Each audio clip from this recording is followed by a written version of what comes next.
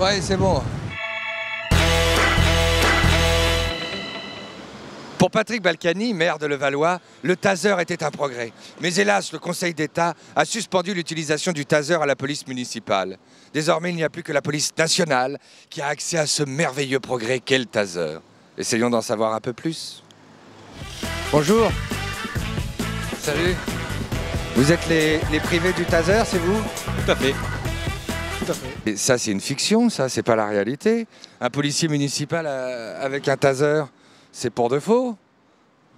Tout à fait. Vous en avez plus. Eux, ils y ont droit, eux. Eux, c'est des vrais. Eux, c'est des vrais policiers. Vous avez même plus le droit à ça. Police nationale ou gendarmerie, mais pas police municipale. Un nouveau décret devrait sortir concernant la formation. Enfin, selon M. Balkany, le taser était un progrès. Donc vous, on vous exclut du progrès. Vous. Tout à fait. Nous sommes exclus de la progression de l'armement. Alors en quoi le taser, c'est un progrès pour vous? Disons que ça permet de maîtriser une personne sans vraiment lui faire mal. Ça ne cause... C'est dommage, ça. C'est bien de lui faire mal aussi. On n'est pas là aussi pour taper sur les gens. Faut quand même pas exagérer. On arrive dans les locaux de la société Taser, on va rencontrer un progressiste. Les lunettes, ça fait ça. Bonjour, vous êtes Monsieur Taser? Ravi de rencontrer un progressiste. Vous pouvez nous montrer? Voilà le taser, ça c'est le taser avec la caméra. Il va m'arriver un truc. Non, moi je suis très fragile du cœur, hein, je vous assure. En plus j'ai la grippe H1N1, on va croire que... Si c'est si inoffensif, pourquoi le Conseil d'État l'interdit pour les policiers municipaux? Alors, le Conseil d'État ne l'a pas interdit. Il a suspendu le décret en disant que les conditions d'utilisation ne sont pas précisées. D'accord, mais pourquoi il l'a interdit alors? Parce que justement, on a présenté, le ministère de l'Intérieur a présenté un décret qui est une simple ligne. Les polices municipales sont autorisées à utiliser le taser X26.